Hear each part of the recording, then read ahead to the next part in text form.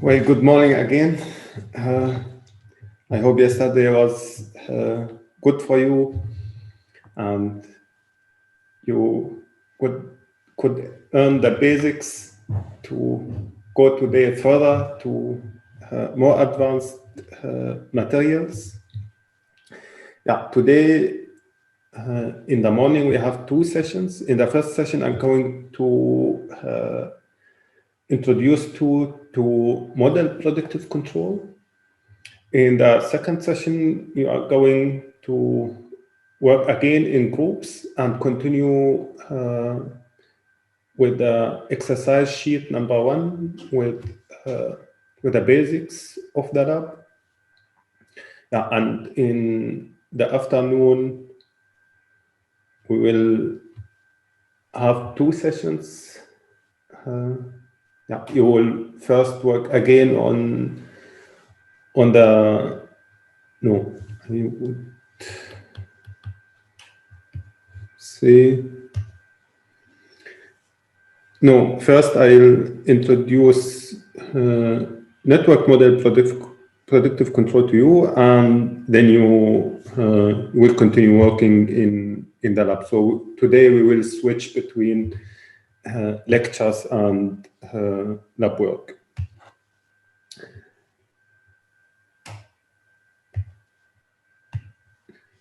But first, we start with MPC. So we are already at the second part of the lecture. And here we see again the lab architecture. We showed you a few times yesterday. And yeah, this part I'm going to present to you today is located in the decision-making module. And yeah, it can be used for the different sub-modules here. So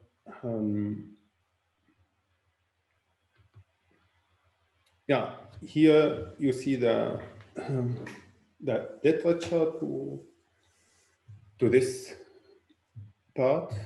The first one isn't available anymore as hard copy, but if you use your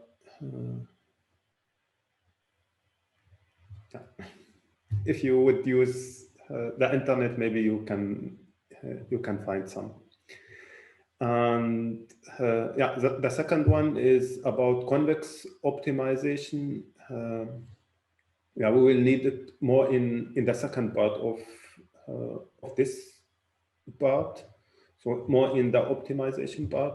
And the third one is just the basics of control systems. If you need to look up something again, but I think in this group, you don't need to look again to the basics. Yeah, in further literature here, more recent book of model predictive control written by people who are also currently working on model predictive control and who belong also to the early days of model predictive control. Yeah, actually model predictive control dates back to the 90s, but it got a method in control, and it was really studied in control first in the group of Professor Morari at the ETH. Professor Bemborad was his PhD student, and Borelli is currently professor at UC Berkeley. So these people belong to the early days of MPC, and they are still working on MPC.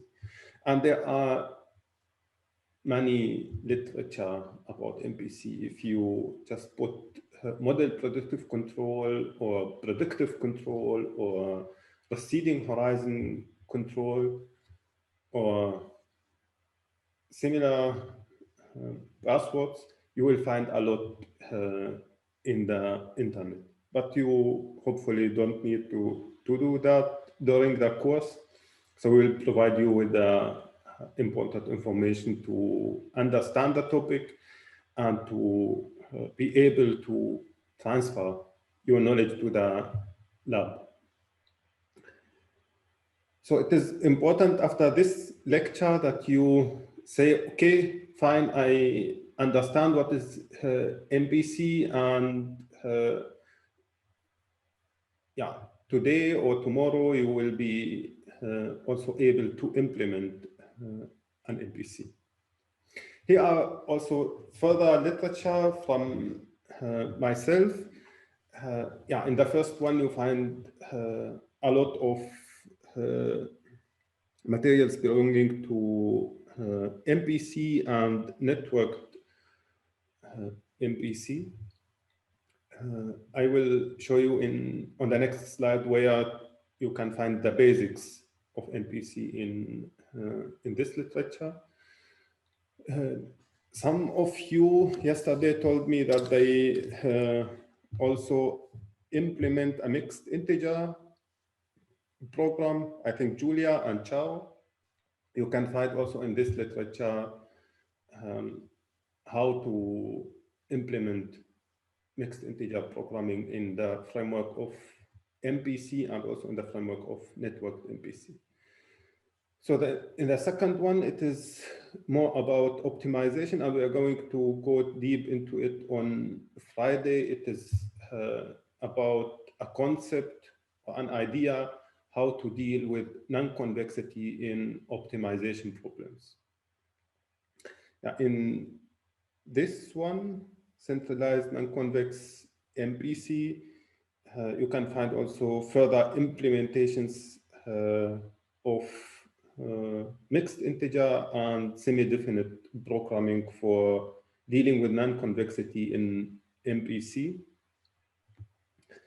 In this one, you can find the using of Lagrange methods or let's say relaxation for dealing with the non-convexity in MPC. Yeah, here you see a nice example of how to use MPC to optimize trajectories for racing vehicles. And in this literature, you will also find a video, a YouTube video, which you can, or two, I think, which you can watch and see how MPC can be used to guide a racing vehicle as fast as possible around a racing track. So if you are interested in the implementation and also in especially in using MATLAB for MPC implementation, you can find in this link, if you click on it, my code of Networked Model Predictive Control, where you find also an implementation of mixed integer programming and also an implementation of sequential convex programming. Also, you can find there the network methods I present to you today and tomorrow.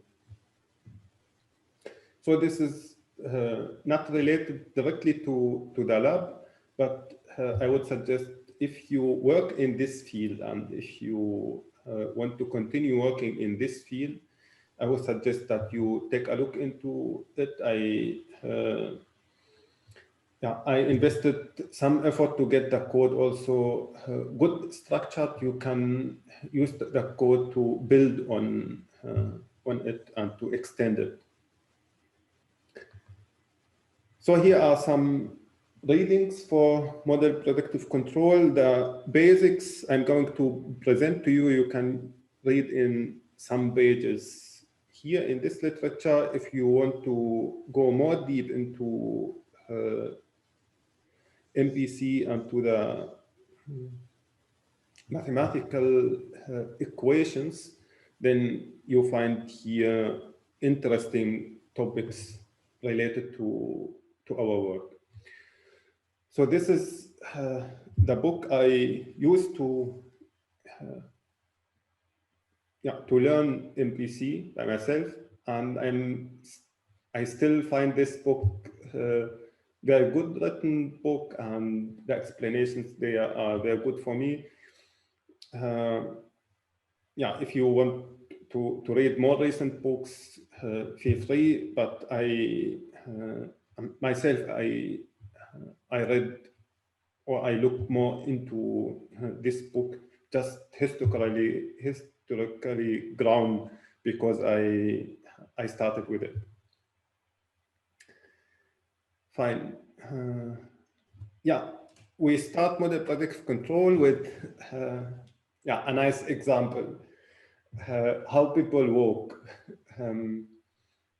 So if we were physically here in the room, I would ask one of you to come to the front and to walk and explain how she or he walks. And I would draw for you the sampling times, and you should follow a line I draw on the floor, and you should explain how you follow the line.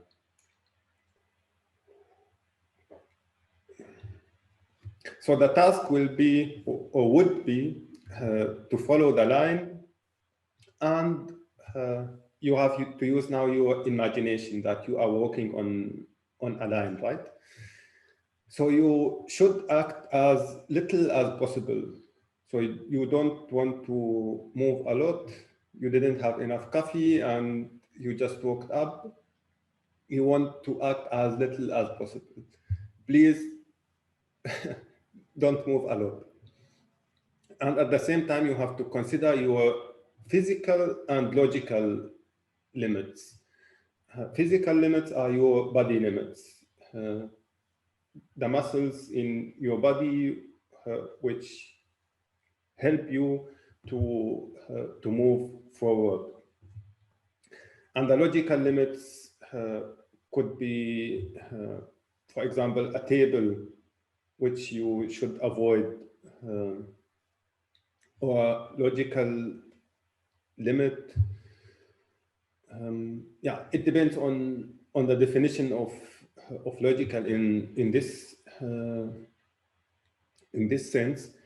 But if you think about modeling in the lecture of yesterday, I presented a slide where I say, okay, here we see logical limits, so you can understand these limits as the logical also. So the sense, you use your sensing organs to see the line, to detect the line, and to locate yourself on the line, to to estimate, if I want to use the control systems terminology, to estimate your state, means to know where you are standing and where are you looking, in which direction. And you build an environment model, means you see, here is the line, here is a table, here is the lecturer, here is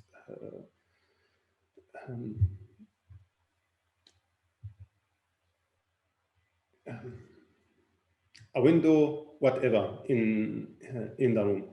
And model is written bold here because I want to raise your attention that model in this context is not the model we learned yesterday. It is not the dynamical model, it is a model of the environment. It's more a geometric model where we say, okay, we have a map, and on the map, the objects are located and where they are and in which direction they are moving or standing or whatever. Yeah, after you did the sensing part, you start planning.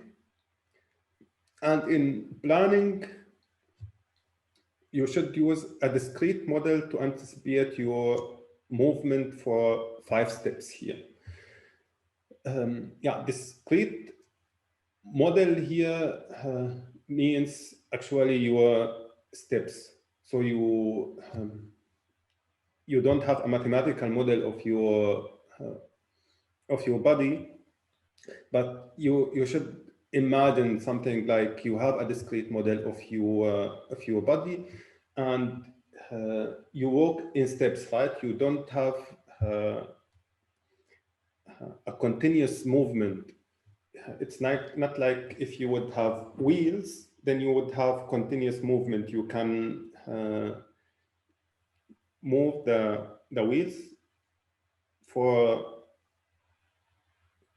some degrees, and then you would touch the floor at each point. So it is a continuous movement, but the movement of you is in steps. So if you think about sample time and about digital control, that we have samplings, and here it is similar. You walk in steps. But if you would do that, maybe in the break you can try to do it. So 5 steps of your movement, and you should consider your physical limits. If you take a line to follow, which you cannot follow physically, because you cannot, for example, in one step, turn 180 degrees, for example. Maybe you have a flexible body and you can do it, but imagine you cannot do it. So you have to consider your physical limits, the physical limits of your body, and move in a way which your body allows. So consider physical and logical limits of your action, of your position and orientation. So yeah, for example, a limit on position could be a table in your way, which you should avoid. And yeah, and plan your actions for 2 steps.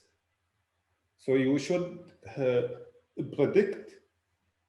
So you plan, or you anticipate, to not to use the word predict, but it is actually the same synonymous words. So anticipate or predict your movement for 5 steps, but you plan to move just 2 steps, and you want using these 2 steps to stay on the line for 5 steps.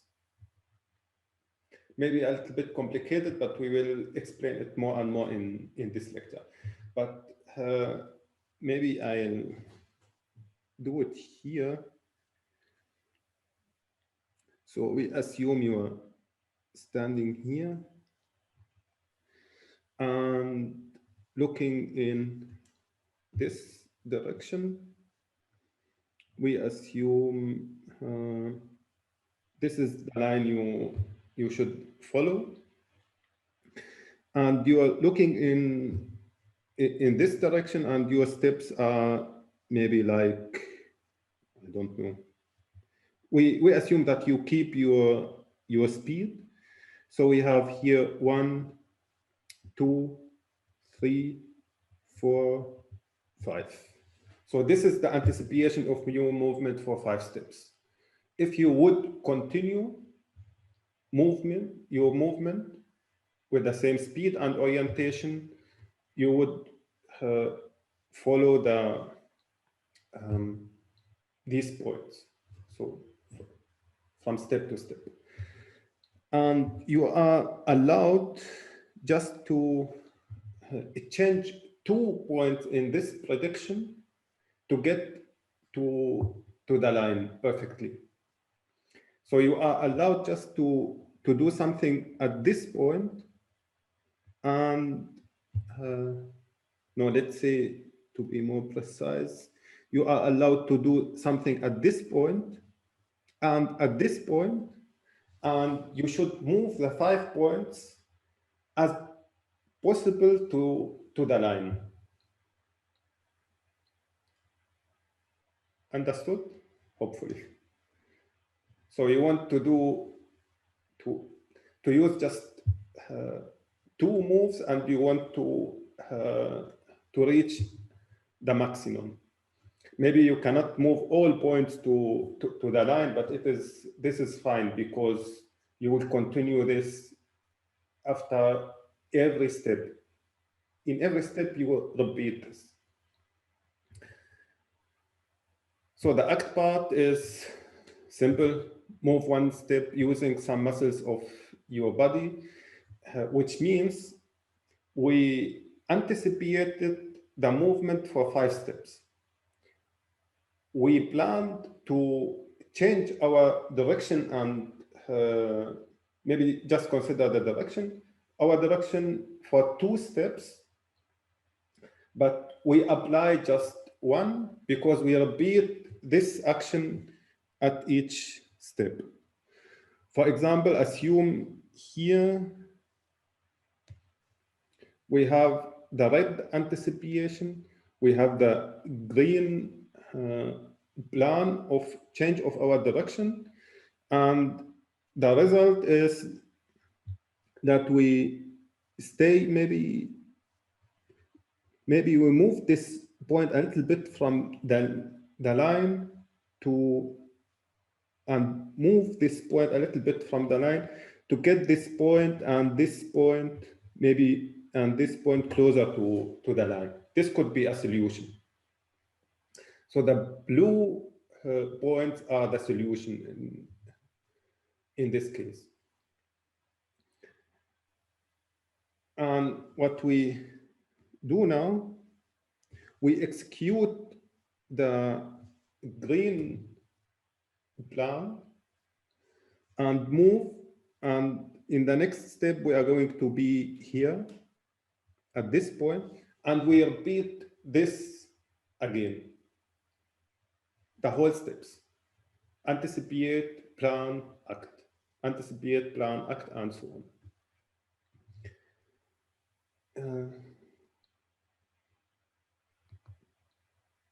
Yeah, now an example to understand it more deeply.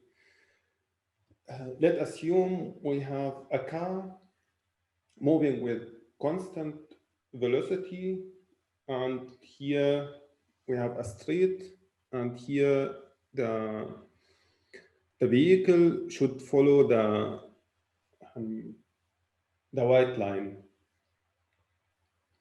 So what we do is we measure this error, the error between our position and the position where the vehicle should be.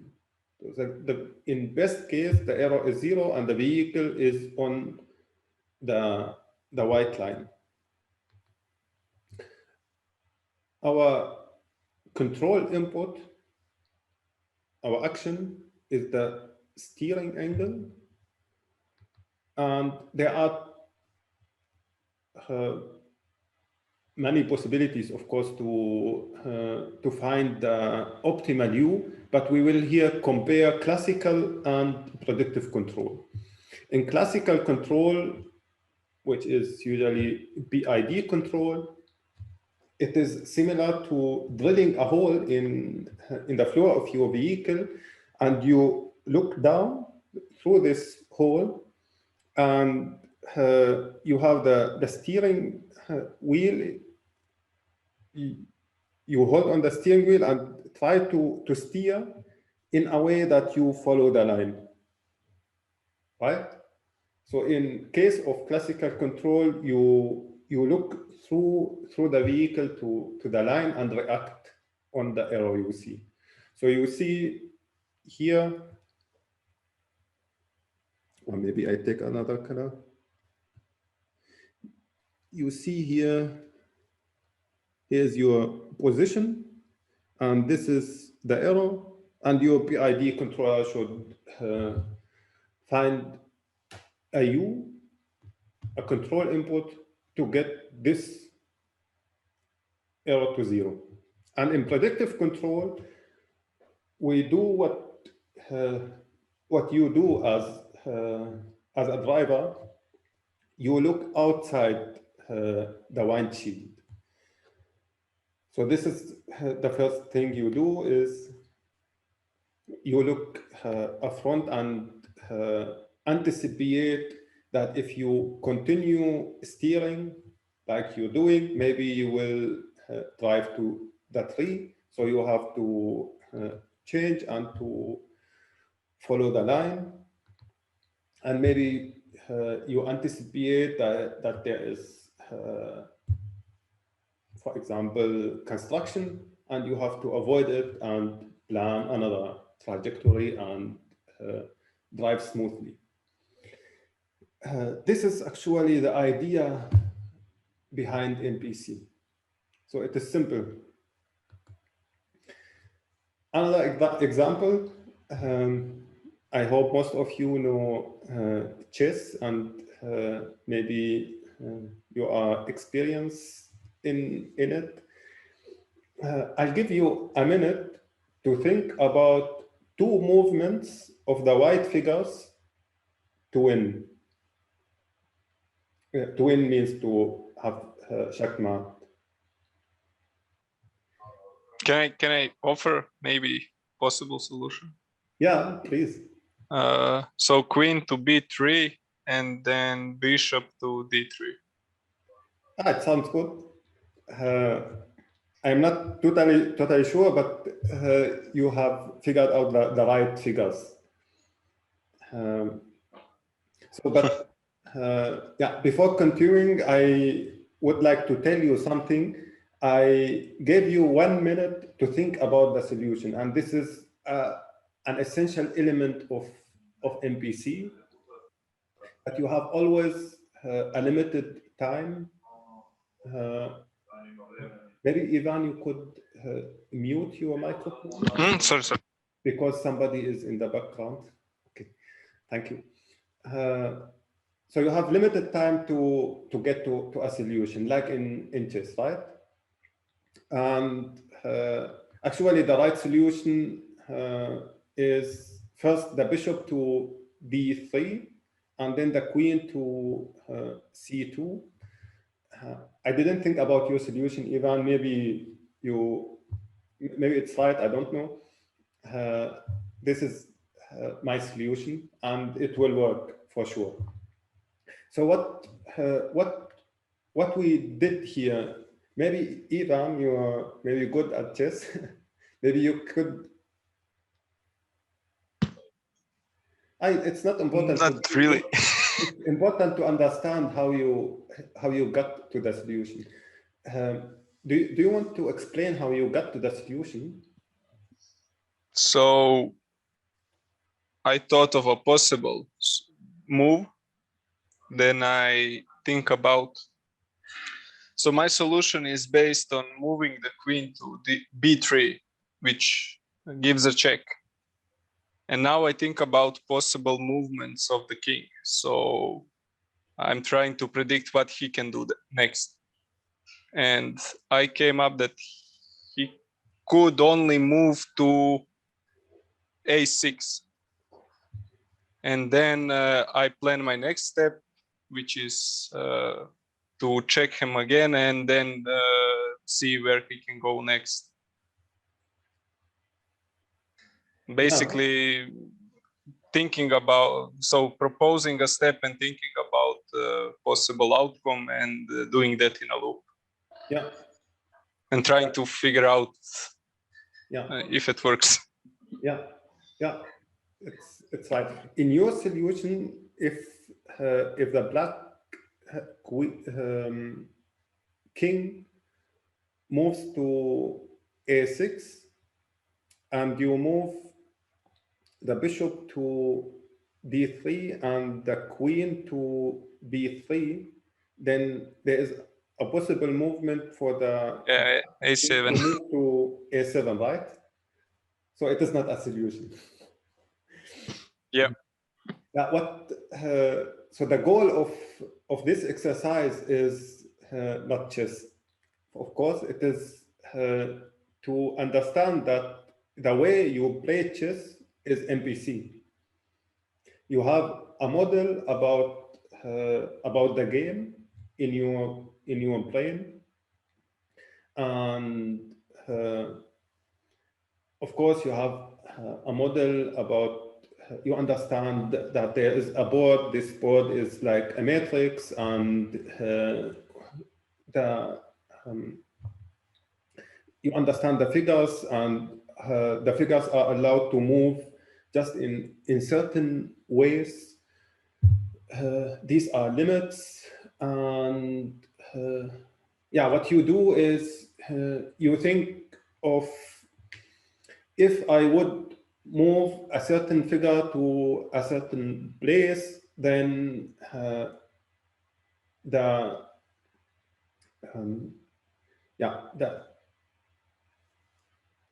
other one could do this and that, and I could do this and that, and so on. And what you do is you anticipate as your brain power and the time allows, right? And due to your anticipation, you decide for a movement, but you thought about a whole sequence of movements. And after the sequence of movements, you thought what are the consequences of these movements. But at the end of your time, you just move one figure and wait what the other player does, and you repeat the same again and again and again. So if you get back to this example after this lecture, you will understand more about MPC if you try to think in small steps how you would play chess. So further examples of MPC are many. We can find examples in automotive systems. For example, for controlling combustion engines in aeronautic industry. You can see the SpaceX landing. I hope engineers in general, or I think engineers in general are interested in what SpaceX has done or what they are still doing. And especially the landing is something special, something exciting that they managed to do it. And to my knowledge, they used MPC for landing. So it is a nice example of application of MPC. Yeah, for smart electricity grids, drinking water networks, and also for financial engineering. And yeah, for the financial engineering, I think we will have an example. Maybe I'll move the example to the social event to, and you will see an example of financial engineering. Maybe it's going to be part of one of the lectures or part of the social event. I'll see. So now coming to more variables to how to understand this in terms of digital control also. So I'll go through the single parts of this sketch. yeah, in this sketch, it is a try to illustrate how MPC works. So here we have a reference trajectory, right? And as in every control system, we measure the state or the trajectory. So here, these points are the current or the past points. So we are now at time t, and we measure the states at this time, and of course we measured also the past. Right. The dynamical model, which we also derived yesterday for vehicles, for example, we can use to predict the trajectory in the future. Maybe I'll write it down. So in general, you have x dot is a function of x and u, right? And this is a differential equation. And if you use the discrete, time discrete, maybe I write t here. It is a function of x of t and u of t, right?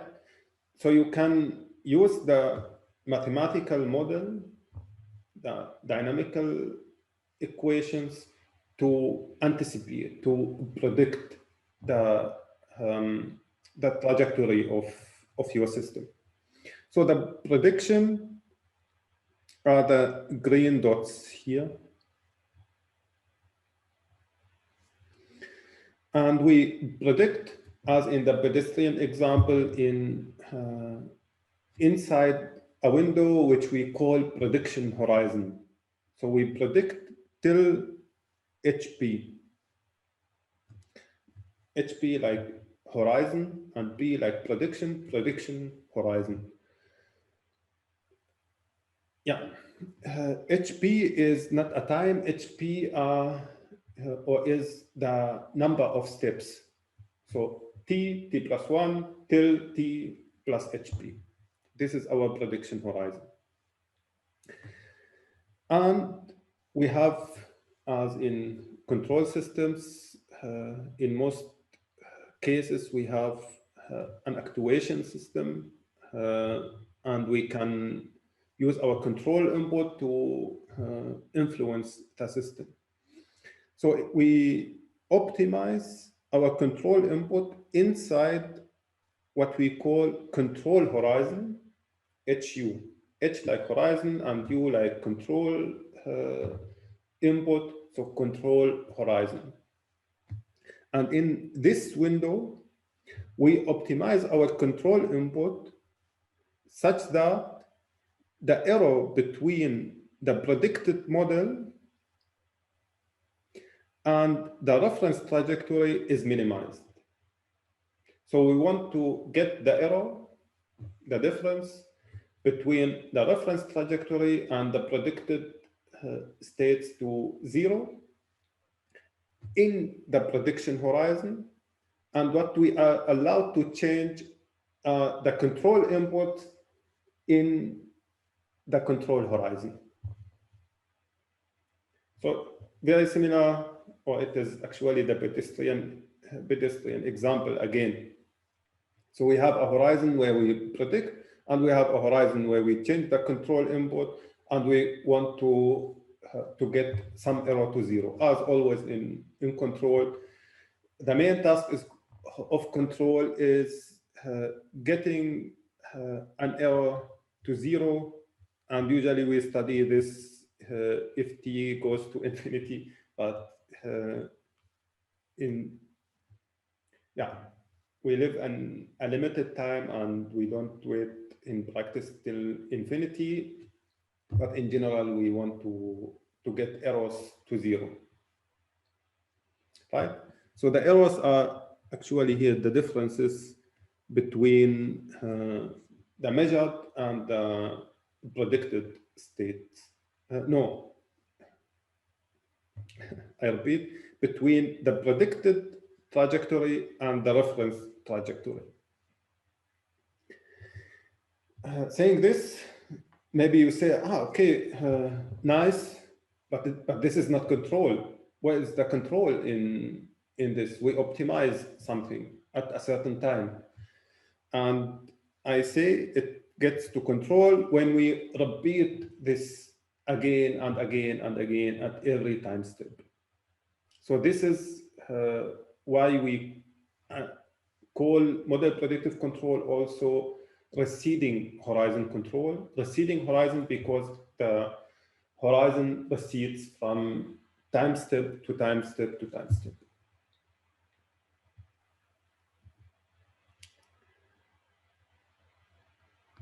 So let us look at the optimization problem. Maybe you would like more to look at the optimization problem than at sketches. And I will go through this formulation of the optimization problem of MPC. So what we see here is the optimized objective value. So if you see in this lecture some variable with a star, then it means the optimized value. So the optimal in our modeling, right? Yeah, what we do in optimization, we minimize or maximize some objective. And in this case, we minimize what will come now. And our decision variable is delta U. And this dot in delta U means just all values of delta U. It means the vector of delta U. I write it down, delta U. This means delta U of t, delta U of t plus 1, delta U of t plus hu minus 1. I should close also the brackets, right? So this is our decision variable, this is our control input. So in optimization textbooks, you will find the term decision variable. It is in control terms the control input, right? It is the same. And I will firstly explain the first part of the equation. Yeah, here we have a sum. So we minimize a sum from K1 to HP minus 1. Again, HP is the prediction horizon. And what we minimize is a function of the states and the reference, right? Usually, this is a quadratic. We use here the quadratic norm, usually, but not necessarily. So you can also use the 1 or the infinity norm or whatever, but usually and very commonly in MPC, we use here the quadratic norm, the 2 norm, sorry. Right? So here in this function, we evaluate, Lx evaluates somehow the difference between x and r. X is the state and r is the reference. And we evaluate this from K1 to HP minus 1 means here we evaluate this function at x t plus 1 and r t plus 1. So again, t is the current time step. And why we start at 1 here, I'll explain in a minute. So here in the second part of the equation, maybe two things I have to explain: why we start here at 1 and why we go here to HP minus 1 and not to HP. So we go to HP, but the second part, or the part of HP, is in this part of the equation. So we evaluate X T plus HP, R T plus HP separately. Why we do this? Due to stability reasons. There is a theorem that we can stabilize MPC if we have special terminal cost. We call this terminal cost.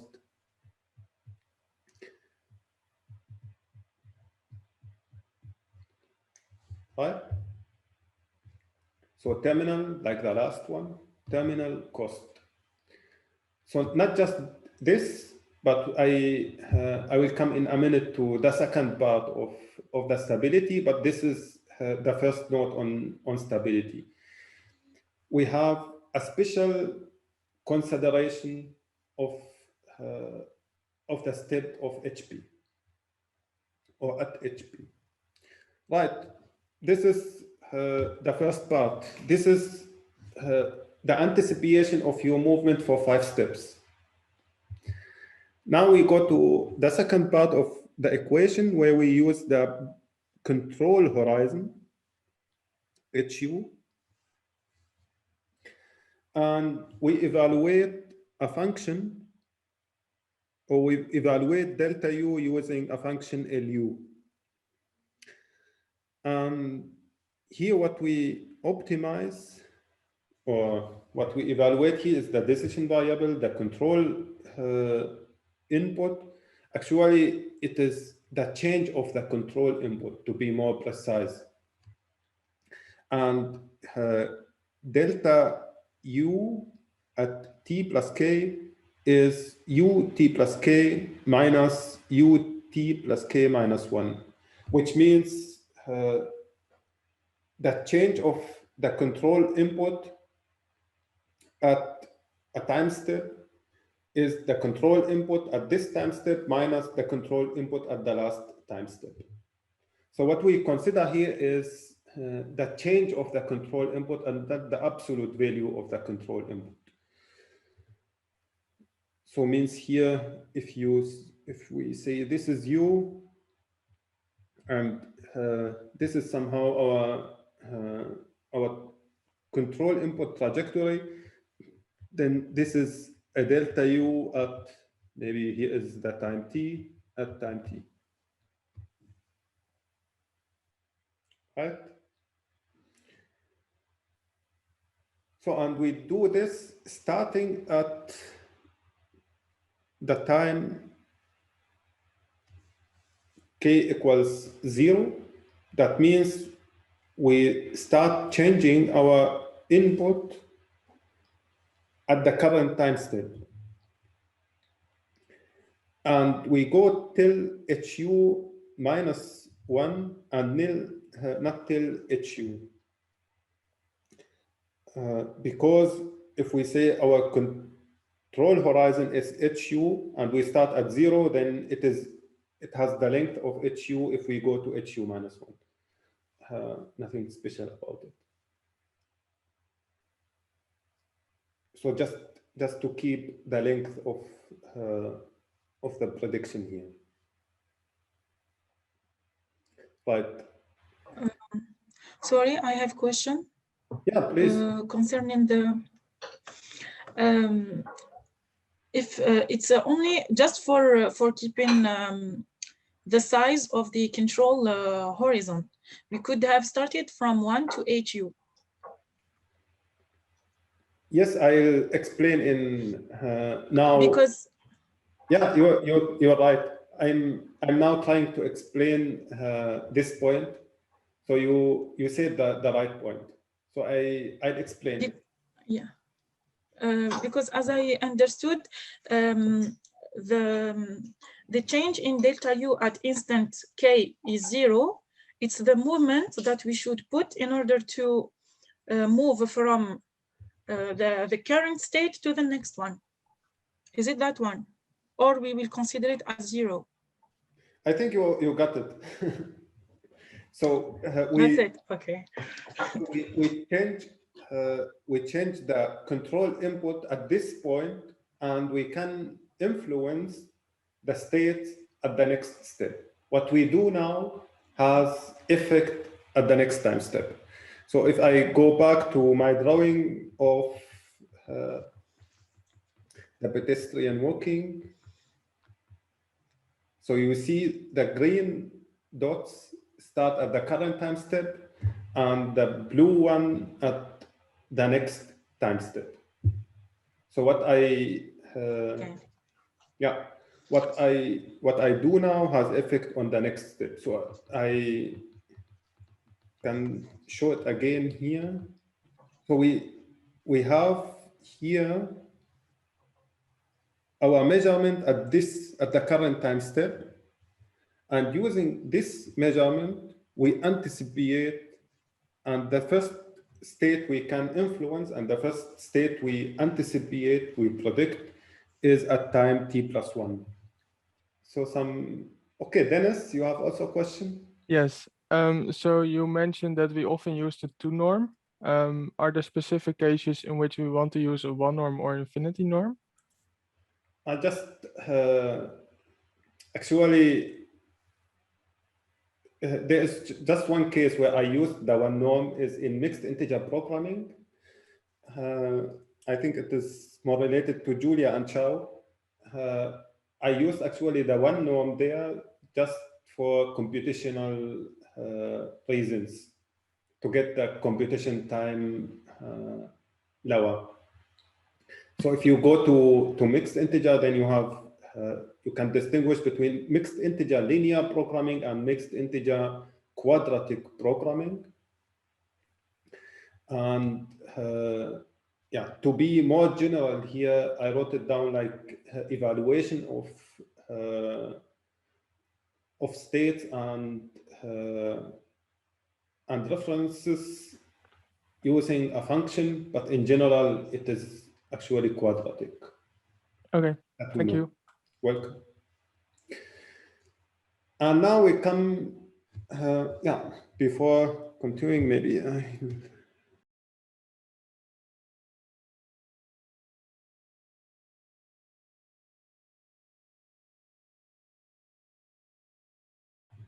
yeah, this is what we call objective function. Some people in control or in optimization say cost function or goal function or target, what you ever want.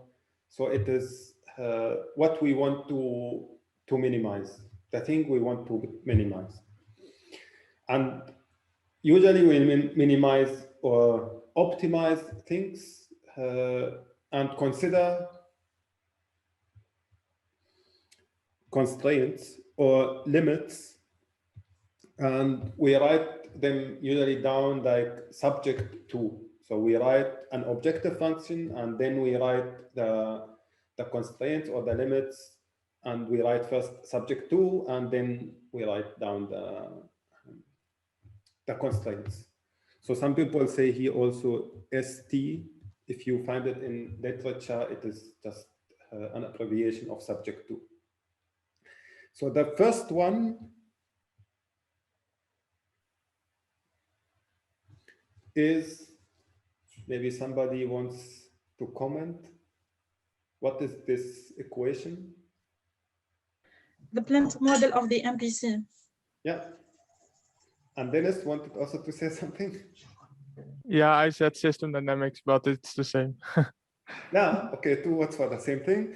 The model or the system dynamics, yeah, we use the model for prediction, and the model is at the same time a limit, because due to the dynamics, so we use the model for predictions, and in the predictions, or the model limits our predictions because it reflects the system. It reflects the dynamics, what the system can do. So we do this from t plus 1 to t plus HP, right? So now we go to the second constraint. So somebody else, maybe you want to comment on this equation. What is this equation? Or this limit? It's not for the predicted states. No, you're right. It is for the predicted states, right? So we limit the predicted states from t plus 1 to t plus HP minus 1. So, and this constraint is going to be very important during this course and during the lab implementations. So, an example, maybe just like a preview for what will come, is if we have a vehicle driving in a certain direction and we have an obstacle which we want to avoid, then we can express this in terms of state constraints. That the state of the vehicle should be outside of this obstacle. So, and again here, we distinguish between the states from 1 to HP minus 1 and HP. HP is separately considered here. Why would we do this is due to stability reasons, and we call this terminal constraint. Terminal.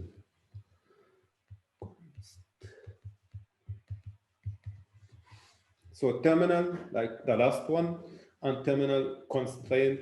So in theory, but I'm not going to give you any details about this theory, but because yeah, stability is always important in control. We have to examine to check for stability always in our systems. So that I'm not going to speak about it in detail here doesn't mean that it is not important, but I'm going to skip this point because it's not really related to, I mean, the analysis is not related to the implementation. But the theory says if the terminal cost is chosen high enough, not again from the beginning. So I spoke about the weighting. So the terminal cost, yeah, it is the same thing. The terminal cost should be high enough and the terminal constraint should be tight enough, then our MPC is stable. So this is roughly speaking. Why, if you want to understand it more deeply, you have to go to, of course, to the literature, and you will find there this theory is related to Lyapunov. So if we can formulate our objective function like a Lyapunov function, then the MPC is stable. But this is very, very, very roughly speaking. So if you are interested more in the details, go to the textbooks, you will find a lot on it. So now we have in this equation a further constraint. Maybe somebody wants to comment on this constraint. Sorry, can I ask a question here? Of course. Rather than comment. So you kind of constrain like only for the control horizon here. So how is the control signal or the control variable designed for like the rest of the like the prediction horizon? Are they assumed to be kept as constant then, or? Okay, good question. I forgot to say that, right? Go back. Yeah, right. From here on, we keep the control input constant, which means we say from HU on, delta U is 0, right? Okay, thanks. Welcome. So now getting to the next constraint. Sorry, I have a question concerning the terminal constraints. Yeah. If we want to add it in our objective function, I mean, do we have to do all the study like Lyapunov theory and all of this, or we have only to assign it and to assign randomly a weight for it, and it's going to penalize our objective function and guarantee the stability of our system? Again, so actually your question is about terminal cost. You say terminal constraint, but you mean terminal cost, right? Terminal cost, yeah. Yeah, right. Yeah, usually the terminal cost, of course, it's not determined randomly. And yeah, usually when we use the two norm here, we how to write the two norm here. Yeah. So the weighting, just a second. Okay. We were speaking about the terminal cost. Yeah, in terminal cost, if you use the two norm, then you express it in terms of the weighting, and you choose a higher weighting for the last step of the prediction. And how to determine this is actually not easy. How to determine the terminal cost, how to choose the final weighting. It is higher than the weighting of the remaining states, but to find it, you have to solve an optimization problem actually. And in control, we don't want to lose time finding the weighting by solving another optimization problem. So usually in practice, we try just to set it 10 times higher or 100 times higher than the weighting of the other parts of the optimization of the states. Okay. Right? Yeah, also, if I may add something, Professor. Yeah. If we use the two norm, and one of the tricks to guarantee stability is to set terminal cost to the solution of Riccati equation from the LQR.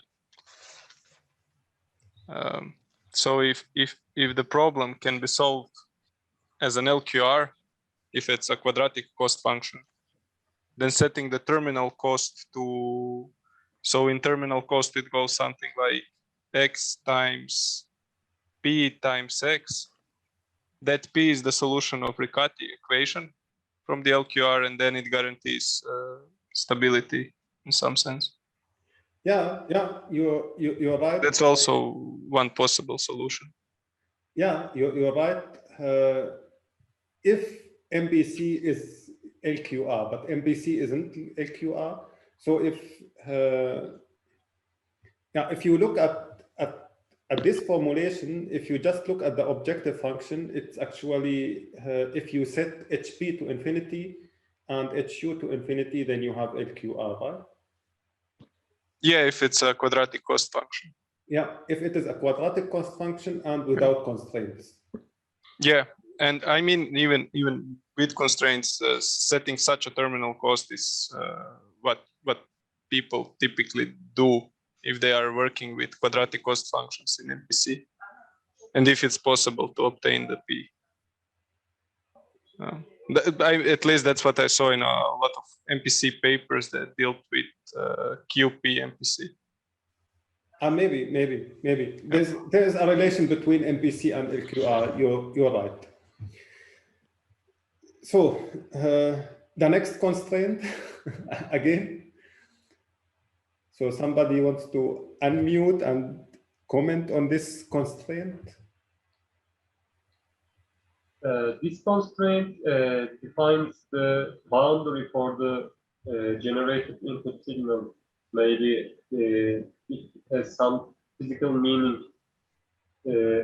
like the actuators may provide the input to up to some extent. They are limited physically. Your microphone or your sound is not very clear. I didn't get it completely what you said. Let me repeat it then. Now my voice is okay. Can you hear me? Okay, I can understand you, yes. This constraint related with U defines the boundary for the generated input signals. It has a physical meaning. It's related with the limits of the actuators. Yeah. So it is the limits of the control input. So we optimize the change of the control input, but we here constrain or in this constraint, we limit again the control input. So in the next constraint, we limit the change of the control input. And these constraints you are going to use in the lab exercises. So you will have to constrain the U, the control input, and the change of the control input, delta U.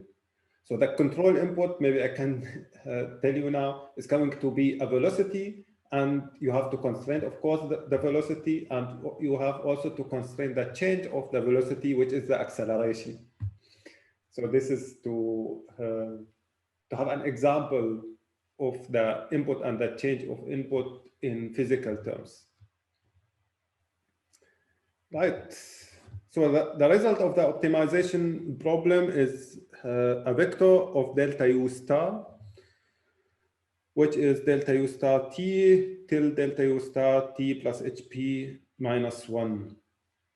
And I don't remember who asked, I think Chow. Yeah, of course, we optimize till HU, but we set the remaining delta U's to 0. So, and here we have the values from or till t plus HP minus 1, because we cannot influence, okay, the last input we can change to influence the states is not the last one, not HP, not t plus HP, but one before. So if we change the input at t plus HP minus 1, we influence the state at t plus HP.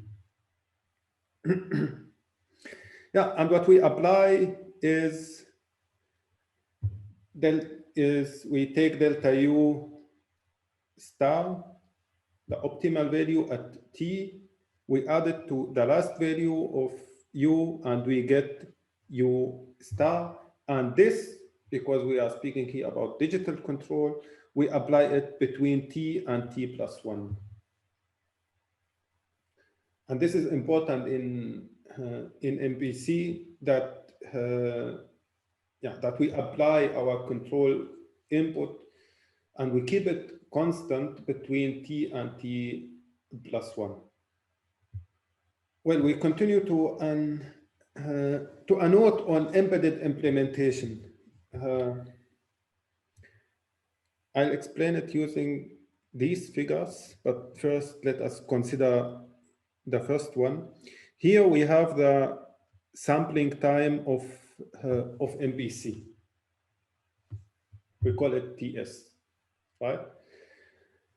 And here, tau x illustrates the time between the measurement and starting our computation of the optimization problem, right?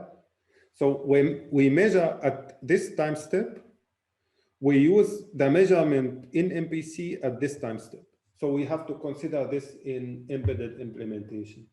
So this is not part of the formulation I showed you. This is an implementation detail, but it is important if you go for implementation of MPC and you go to embedded implementation, you have to consider the timing very precisely. So when the measurements are taken, when you start the sampling time of your MPC, and this time you have to consider, for example, using the prediction. You can use the model to predict to this point and start your MPC at this point. So what you also need to consider in embedded implementation of MPC is that when you finish the computation of MPC, U isn't applied immediately. So we have also dynamics and delays of the actuators. And we consider it here using tau U. So if you think of a system with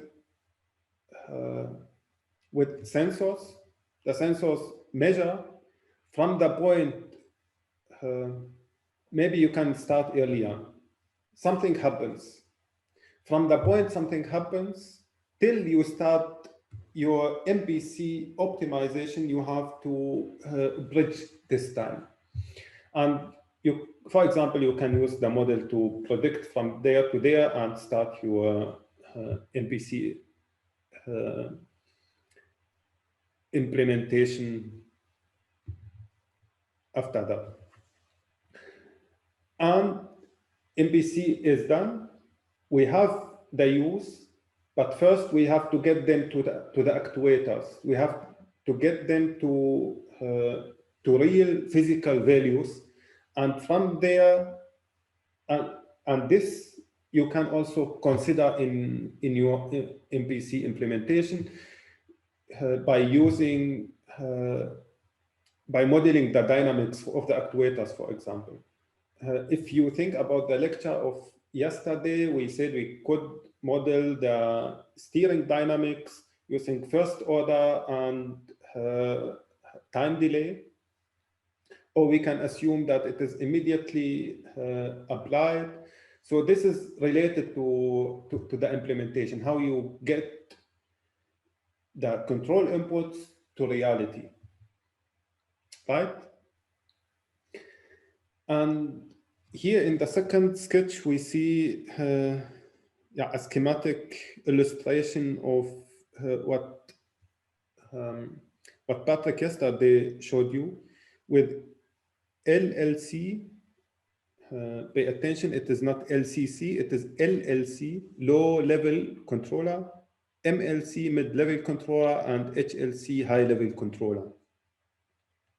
So you see here in green, the measurement data, in blue, the estimated states, and in red, the control inputs. We take this part as an example. So we have here our sampling time of MPC. But at the same time, we have to consider the communication between the MLC and the HLC. And from the HLC to the MLC. And here the measurement we get from the MLC is measured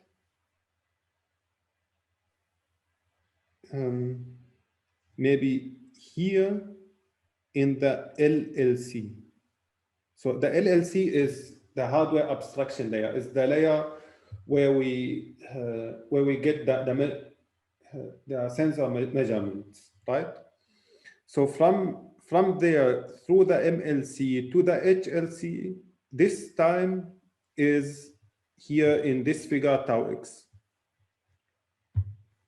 So and from the HLC down to the MLC down to the LLC, and again here we have additionally to this or to these communication times, which we call here tau u, we have to consider also the dynamics of our actuation.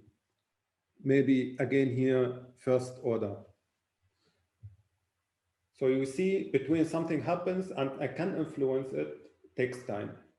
Yeah, and we get back to the pedestrian walking now in terms of MPC. So the task was to follow the line, to act as little as possible, and to consider physical and logical limits. And in terms of MPC, follow the line is the reference. Act as little as possible means to change the control input as little as possible. Consider physical and logical limits. Physical and logical limits are the constraints. And plan, use discrete model to anticipate your movement for 5 steps is in MPC terms to predict in the prediction horizon. Consider your physical body limits is the model as a constraint. Consider physical and logical limits of your action, position, and orientation are the inputs and states constraints. And the last one is plan your actions for 2 steps. It is the control horizon. So now we have a mapping of the example where we started explaining MPC to the terms of MPC, and yeah, the loop is now closed. Before closing this lecture, I would like to show you this document. In share out, you find a file named MPC, and this is how we formulate MPC if we assume linear dynamics. I showed you the optimization problem, but I didn't show you how to get from the optimization problem to equations, to matrices, and how to implement these. And the implementation is going to be part of the lab, but don't worry, we have already implemented the matrices for you in a class. It's going to be, what is the name of the class, Patrick? Model Predictive Control? Yeah, this is the name of the class. And what we implemented there are the matrices of the linear MPC. And if you want to understand them more deeply, you can go to this file and look at it. I'm going just to say some words about it. So you see here the linear model, linear dynamics, and we can use this model to recursively compute the next states.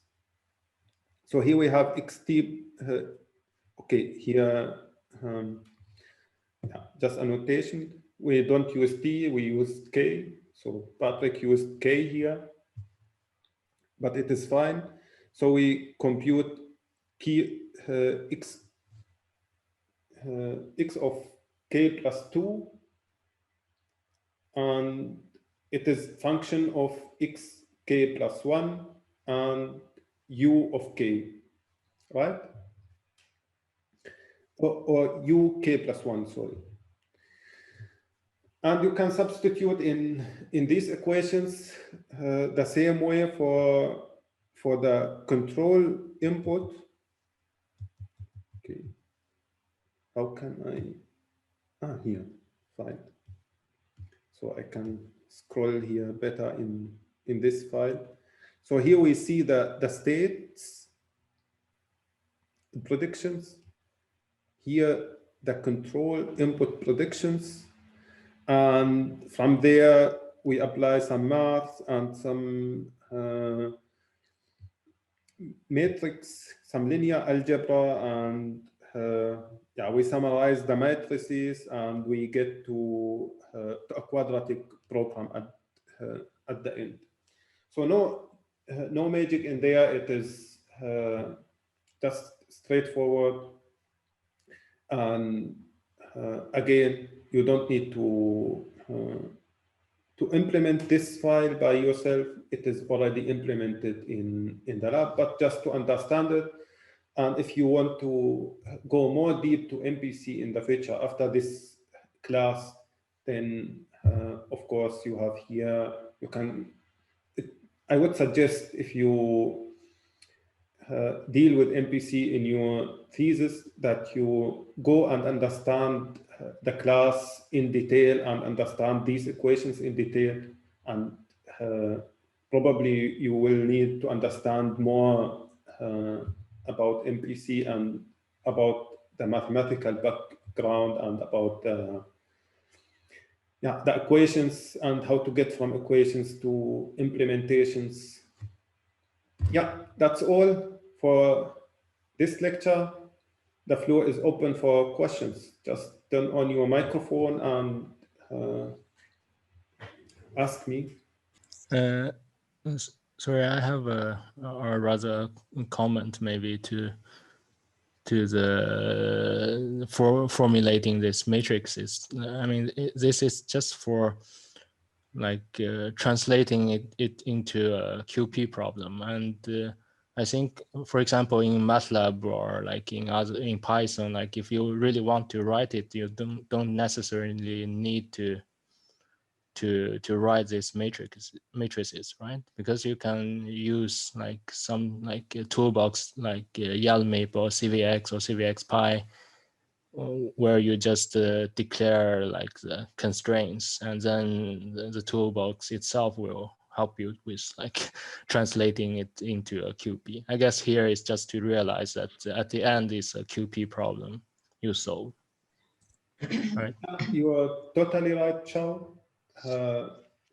So for the implementation of MPC, you find in MATLAB MPC toolbox. What Chao said, there are other tools for optimization, YALMIP, CVX. There are also solvers available. There are different ways how to implement MPC.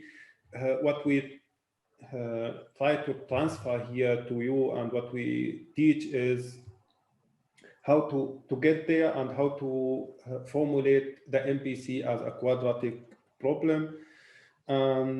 It depends on what you want to do. If you want to go deep into MPC and in your thesis you want to change things in MPC and to reformulate an MPC or use the structure of your application or your problem to get a faster solution, to get a better solution, whatever, then you need to go deep into the equations. You need to understand them deeply, right?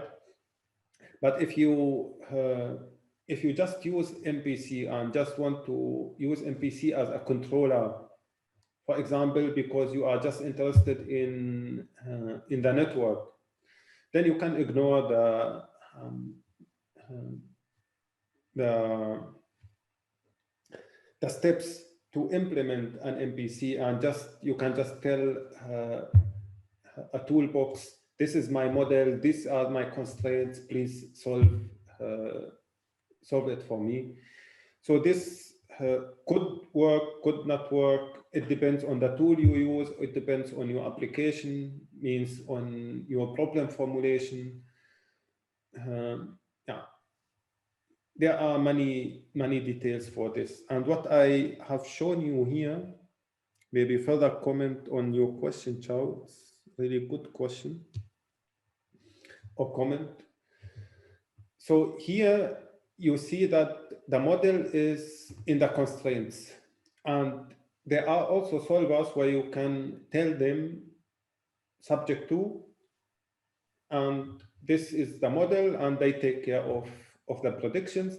And this could be numerically better than formulating it by yourself as a QP, because formulating the matrices could lead to numerical issues.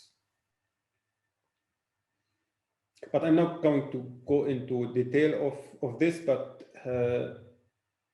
it is generally better to tell a solver, this is my model, use it for the predictions, than formulating the matrices, because formulating the matrices, you can run into numerical issues.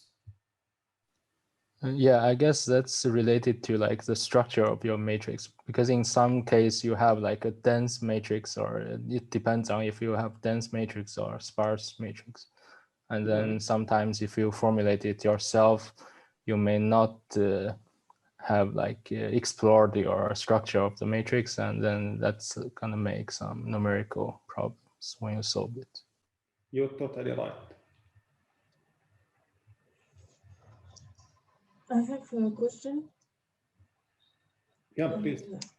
Concerning the prediction horizon and the control horizon, is there a method to fix them, I mean, or how should we choose the extent of our horizons in the MPC?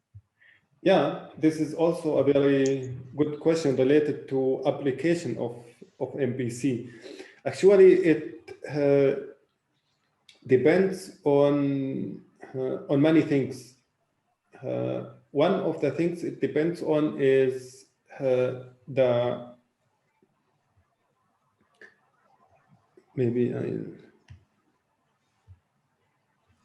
I can write down. It depends on, okay, I use TS for the time step. It depends also on TS.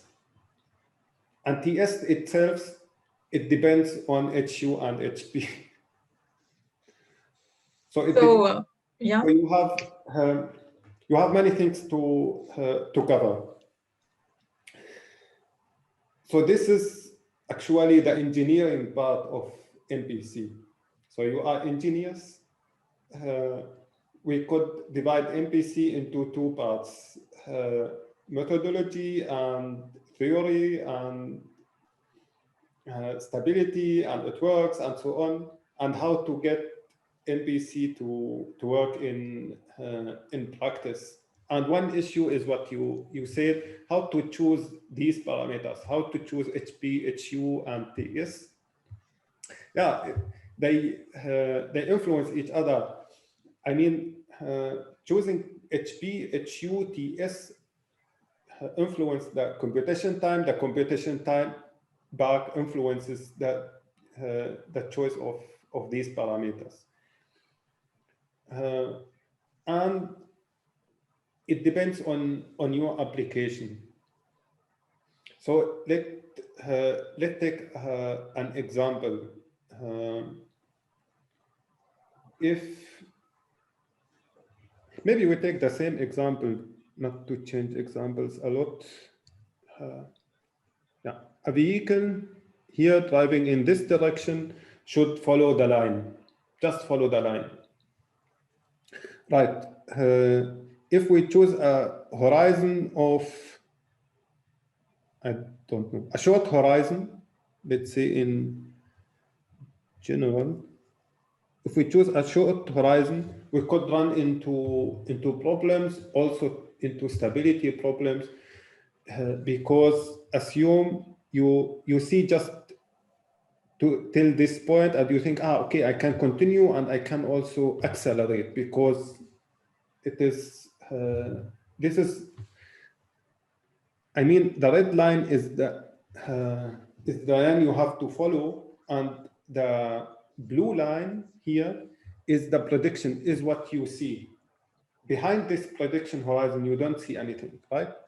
And at the next step, you think again, okay, I can also accelerate, because you don't see that you are running into a problem. But in the next step, you will see that you will run into a problem, because you cannot follow the line anymore, and you probably run into stability problems even. So this is an explanation of choosing HP.